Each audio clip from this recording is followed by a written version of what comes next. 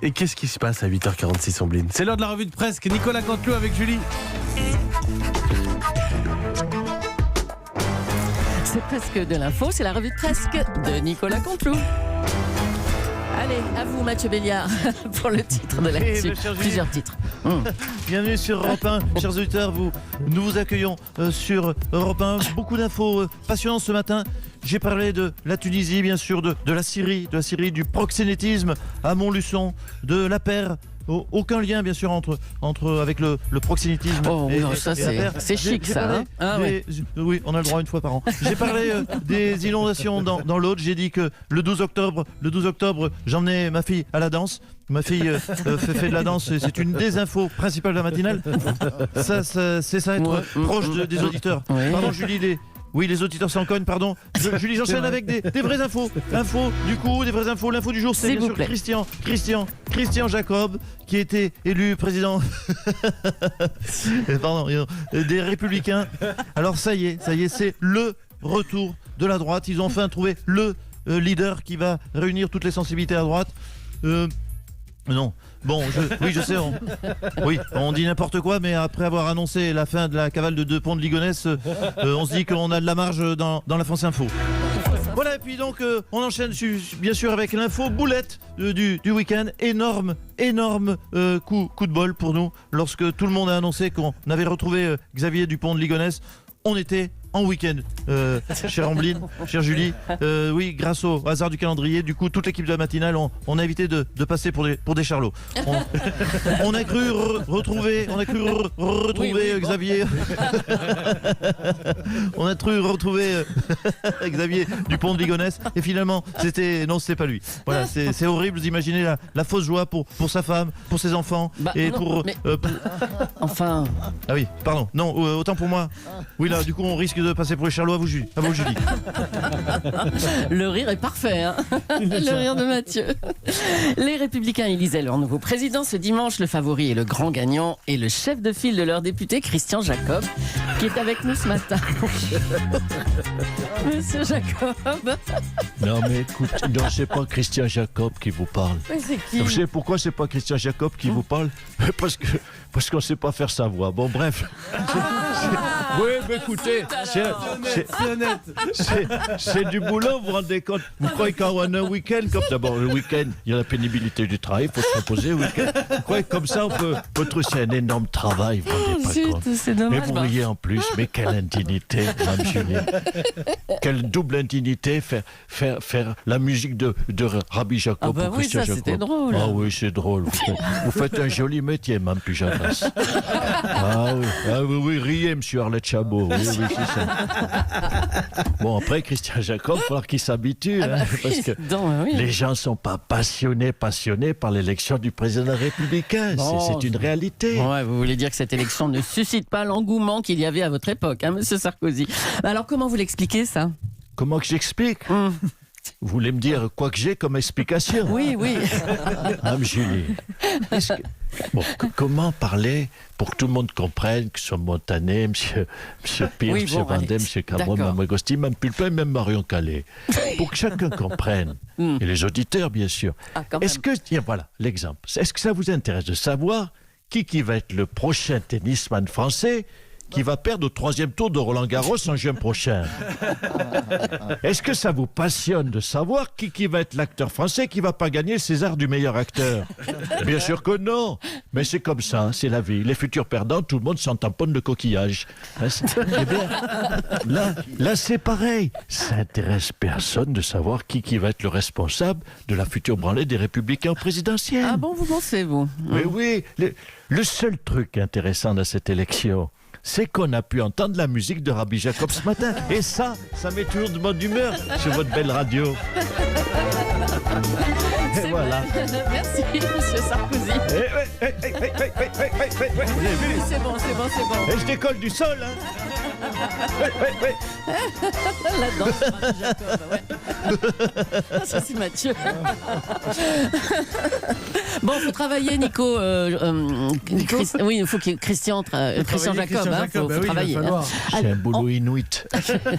On va revenir sur l'incroyable ratage du week-end, l'arrestation d'un faux Xavier Dupont de Ligonnès. On accueille le directeur de BFM TV. Bonjour Marc-Olivier Fogiel. Ouais, bonjour. Tous les journalistes ont fait leur mea culpa. Vous avez géré dans le calme, vous, hein, Marc-Olivier. Bon, Julie, tu me connais. Oui, excusez-moi, on se tutoie dans la vie, donc on se tutoie à l'antenne. Tu me connais, Julie, moi je suis un gentil. Hein. Quand j'ai appris qu'on avait dit une connerie en boucle, en la répétant 848 fois en 6 heures à l'antenne, je peux te dire, c'était moi de Ligonnès. C'était moi. J'ai failli tous les buter la rédac. Hein. Même tu me connais, même le gars de la météo, s'il se trompe de 1 degré sur une température, en général, je le flingue. Réaction. C'est bien qu'on n'ait pas trop travaillé longtemps ensemble. Alors, parce que je redescendais depuis longtemps. Alors, c'est pas.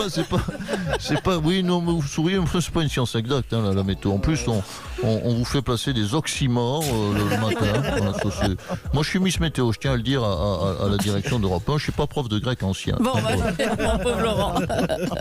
Toujours sur. Alors que moi, oxymore, je savais ce que c'était. Parfaitement. Je vous embrassais tous.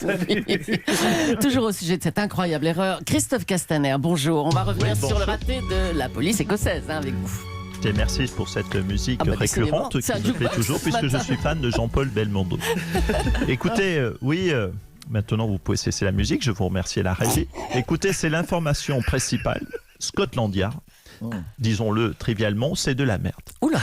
Si ça se trouve, mais oui, mais il faut que les auditeurs ouvrent les yeux. Si ça se trouve, Sherlock Holmes, dont tout le monde se targue, eh bien, il était peut-être tout le temps à côté de la plaque. Méfiez-vous en lisant les livres de Monsieur Sherlock Holmes. Bon, ok. Ce soir, au Stade de France, aura lieu le match de foot France-Turquie, un match avec un déploiement de forces de l'ordre exceptionnel à cause des tensions entre les Turcs et les Kurdes.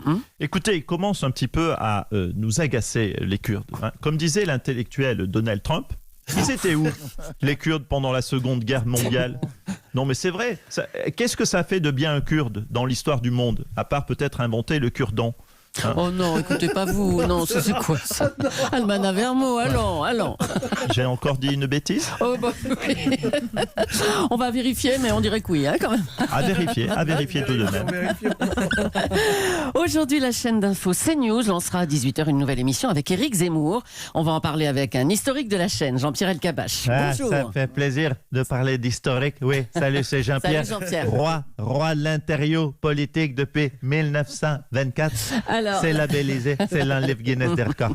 Alors, la venue d'Éric Zemmour sur votre chaîne, hein, CNews, ça vous inspire quoi? La liberté de parole, c'est important. C'est très bien que quelqu'un comme Zemmour puisse avoir une émission avec des contradicteurs. Il faut laisser s'exprimer Zemmour. Ah oui, carrément. Ah bon?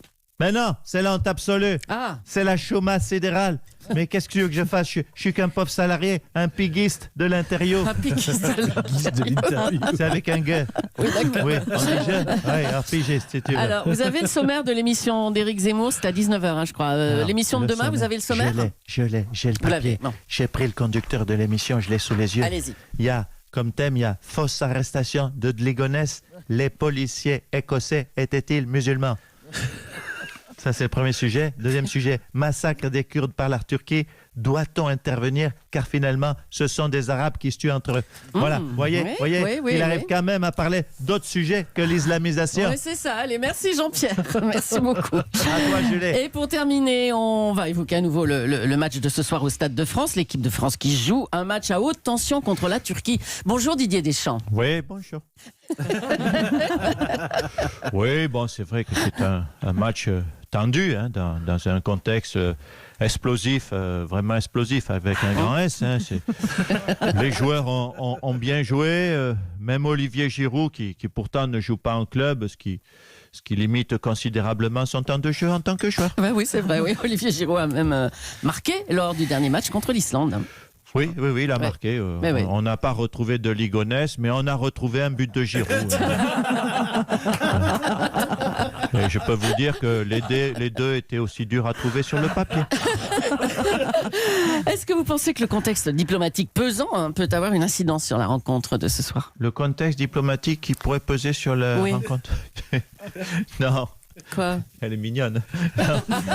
Quoi? Non, vous êtes gentil. Non, vous êtes gentil. Mais c'était bien, c'est une bonne Pardonnez-moi question.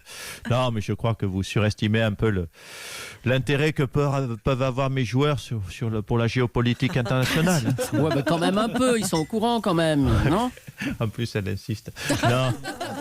Non, vous voyez sérieusement. Non, mais franchement, vous voyez sérieusement Giroud, Pogba ou Griezmann venir vers moi et me dire. Coach, l'intervention de l'armée turque dans le nord-est syrien ravive la menace de l'État islamique qui avait été défait par le soutien des Kurdes. Non. Je crois que franchement, de ce côté-là, on est peinard. Non, franchement, je les connais, mes joueurs. Non, leur analyse sur la Turquie, je pense qu'elle va se limiter à... Coach, moi le kebab, ça me donne la chasse, je le digère pas trop. Non, là-dessus, je leur fais confiance. Ça n'ira pas plus loin. Bravo Nico. Merci beaucoup. Merci à Nicolas Canteloup et à ses auteurs Philippe Cavrivier, Laurent Vassilian, Arnaud Demange pour trouver la revue de Presque avec Julie. Merci Julie. À demain. Sur Europe 1.